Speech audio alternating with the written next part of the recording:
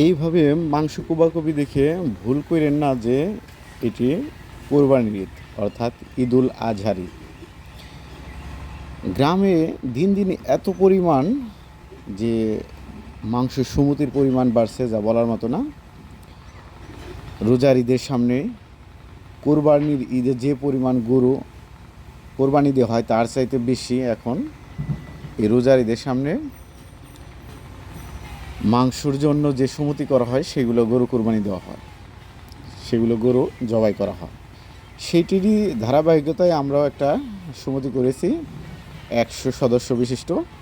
সেই সদস্যদের জন্য প্রতি বছরই এই সময়টায় আমরা, এই রমজান মাসের এই সময়টায় আমরা একটা গরু ক্রয় করে এনে সবাইকে সেই মাংসটা সমান হারে বিলিয়ে দেওয়ার চেষ্টা করি।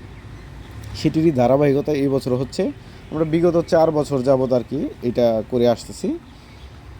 আর আজকে আমরা যে গরুটি ক্রয় করে জবাই করে এবং কি সবাইকে বন্টনের জন্য প্রস্তুতি নিচ্ছি, তার মধ্যে আমাদের এই গরু জবাইয়ের লিডার হিসেবে কাজ করছে মোজাফফর কসাই। তিনি দীর্ঘদিন মাংস জবাই করা বা এই সম্পর্কিত কাজের সাথে সম্পর্কিত ছিল। তিনি এই কাজটা ভালো বোঝেন, তাই তারই নেতৃত্বে মূলত আমরা এই কাজটি শুরু করতেছি। দিনের শুরুতে যখন এই গরুটা আমরা নিয়ে আসি, আনার পরে আমাদের একটা কাঠবাগান আছে, সেখানে রাখা হয়েছিল।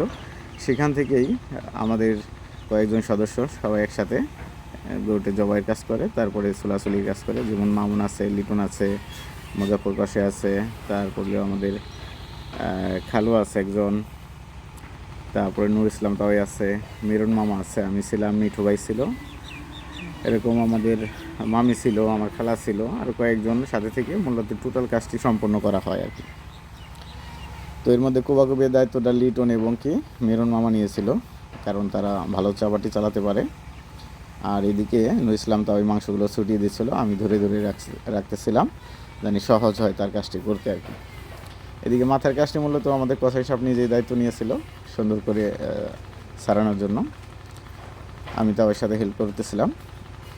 এই সকলে সমন্বিতভাবে এই চেষ্টাটাই করে মূলত আমাদের প্রতি বছরই আমরা শেষ করি।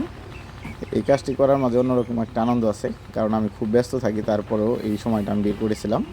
কারণ এই সমিতির আমি একজন সদস্য এবং কি লেখালেখির দায়িত্ব বা কেশিয়ার বা হিসাব করার দায়িত্বে আমিও ছিলাম, আমার লিটনও ছিল। আর সেক্ষেত্রে এই জায়গাটায় উপস্থিত থাকাটা আমার খুব জরুরি ছিল, এর জন্য আমি মূলত সেই দিন উপস্থিত ছিলাম শত ব্যস্ততার পরেও। এদিকে মিরন মামা মাংসগুলো ছুটিয়ে দিচ্ছে, মামনও কেটে দিচ্ছে, আর সাথে মিঠু ভাই দুবাই থেকে আগত প্রবাসী ভাইও অনেক সহযোগিতা করতেছে। এই সকলে সমন্বিতভাবে মূলত একটা সুন্দর কাজ শেষ হয়। সেই কাজটির ভালো লাগাটা অন্যরকম আর কি।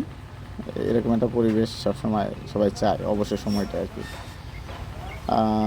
কসাই সাহেব খুব নিরলসভাবে কাজ করে যাচ্ছে। এদিকে হলো নারী বুড়ির যে কাজটা আছে, মহিলা মানুষরা তারা দায়িত্ব নিয়েছে তারাই করার জন্য।